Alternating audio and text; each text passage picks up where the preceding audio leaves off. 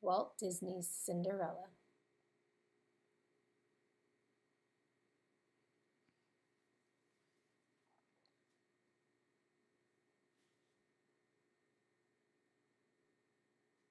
Once upon a time, in a faraway land, there was a young girl named Cinderella.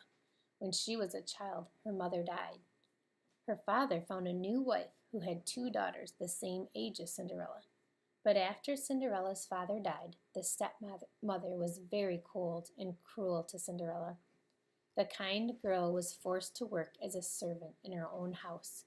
Still, Cinderella was always cheerful, sure that one day her dreams of happiness would come true. She started each day with a song.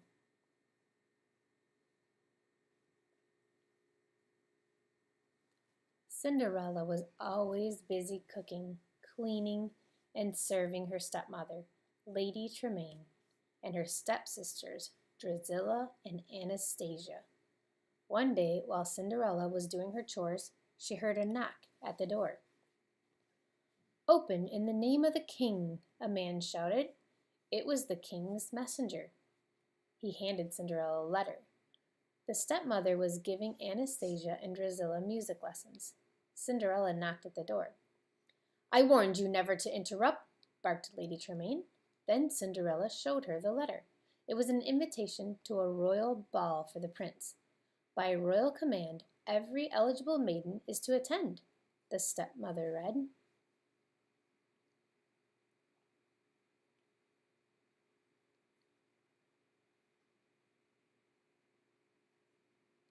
"That means I can go," Cinderella cried happily. "You!" Anastasia shrieked. "I see no reason why you can't go to the ball," the stepmother said in a silky voice.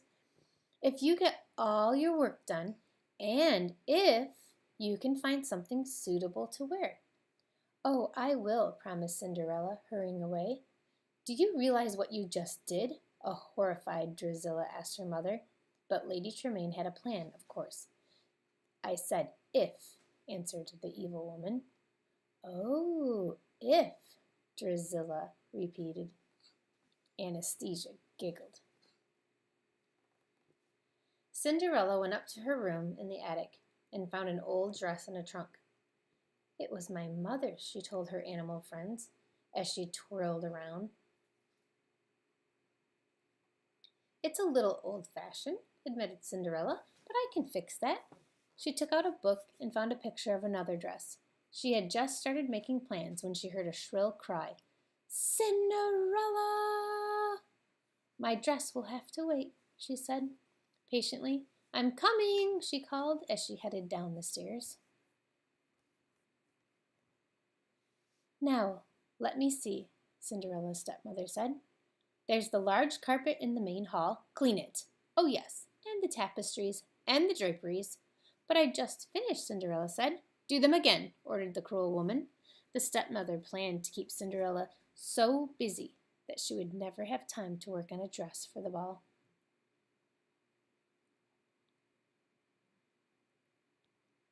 The plan worked. Lady Tremaine and her two daughters kept Cinderella so busy that the sweet girl didn't have a moment to work on her dress. "Poor Cinderella," a mouse named Jack said to his new friend Gus. "Work, work, work. She'll never get her dress done." "Hey, we can do it," exclaimed one of the mice. "We can fix the dress for Cinderella."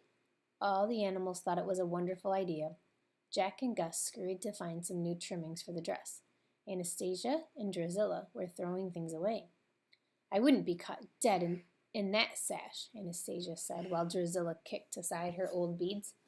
So the two mice scooped up the discarded items. Jack and Gus had to sneak past Lucifer the cat. It wasn't easy, but they did it. The other mice were proud of Jack and Gus. All of the animals began to work on Cinderella's dress. The mice and the birds measured and cut and sewed. They all sang as they worked. They couldn't wait to surprise their friend Cinderella. But would they finish in time?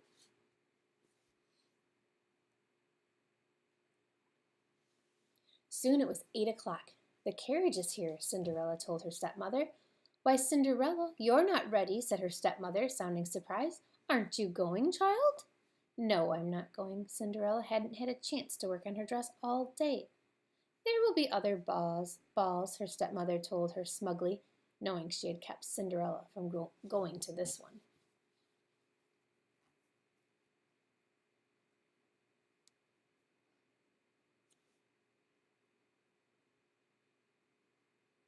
Cinderella told herself the ball would be frightfully dull, but in her heart she knew it would be completely wonderful.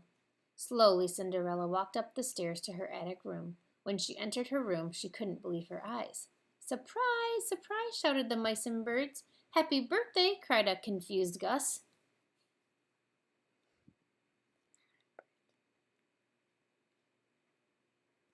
The mice and the birds had finished her dress. She would now go to the ball. "Oh, how can I ever? Oh, thank you so much!" the delighted girl cried. Cinderella dressed quickly and raced down the stairs, calling, "Wait, please, wait for me!" Lady Tremaine was shocked. Now she would have to let Cinderella go to the ball. Or would she? "Those beads, they give it just the right touch, don't you think so, Drizella?" the stepmother observed. Drizella saw that Cinderella was wearing her old beads. "Thief!" Drizella cried. Then Anastasia noticed her old sash.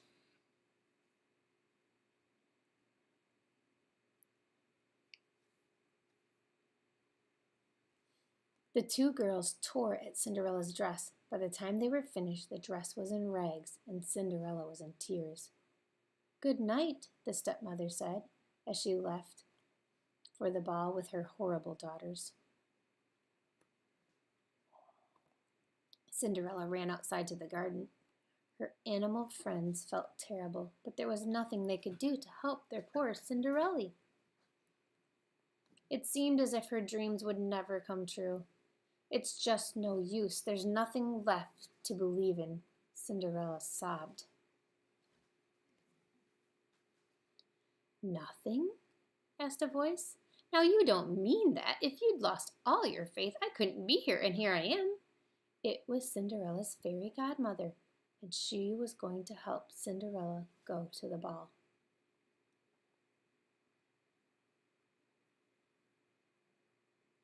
With a wave of her wand and a few magic words, a pumpkin became an elegant coach.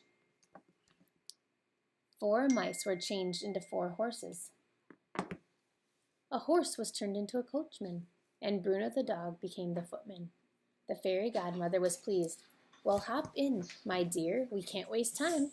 But Cinderella wasn't quite ready. "Don't you think my dress?" she began. The fairy godmother looked at Cinderella. "Goodness, you can't go to the ball in that." She waved her wand one last time, and Cinderella was wearing a beautiful ball gown. Cinderella loved her dress. And look, glass slippers. Why, it's like a dream, a beautiful dream come true. Then the fairy godmother told her that, like all dreams, this one would end. The spell would be broken at midnight.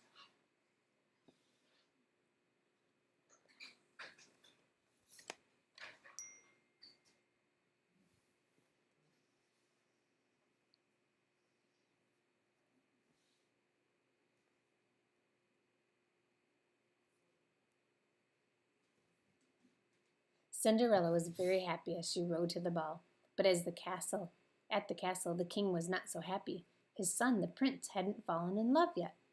The Grand Duke told the king that falling in love at the ball would be like a fairy tale, and it would never happen. Just then Cinderella arrived at the ball. When the prince saw her, he asked her to dance.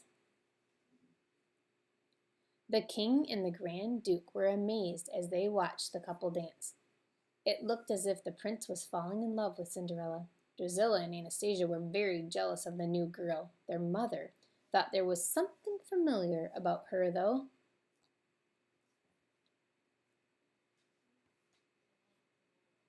Cinderella didn't notice them.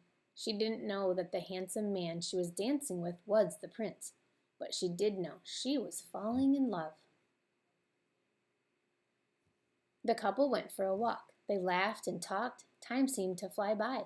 And all too soon, Cinderella noticed it was almost midnight. "I have to go," she apologized, and she hurried away.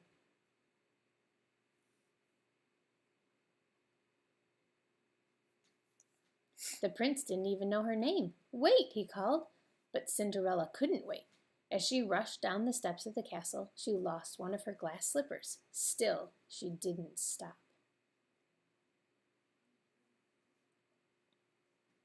The prince told the Grand Duke he would marry the maiden whose foot fit the slipper. She was the girl of his dreams. Meanwhile, Cinderella was sitting by the side of the road. Everything had been changed back, but Cinderella still had a glass slipper and memories of a magical night.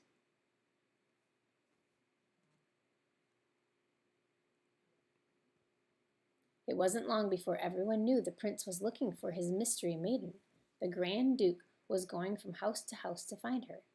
The news made Cinderella happy too happy for the stepmother's liking. So the stepmother locked Cinderella in her attic room. "You can't keep me in here, please," sobbed Cinderella. The stepmother put the key in her pocket. Jack and Gus wanted to help. They took the key from the stepmother. The two brave mice worked hard to bring the key up to Cinderella, but would they reach her in time? By now, the Grand Duke and a footman had arrived at Cinderella's house. Drusilla tried on the slipper. When it didn't fit, she blamed the poor footman. "Get away from me," she shouted. The slipper didn't fit Anastasia either. "Are there any other ladies of the house?" the Grand Duke asked. "There is no one else," replied Lady Tremaine.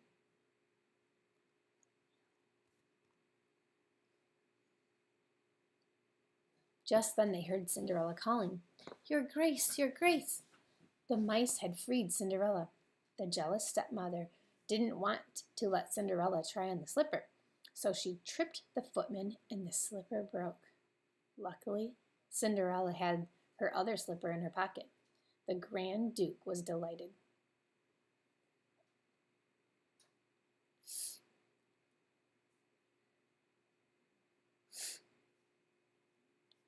And so was the prince. He had found the girl of his dreams.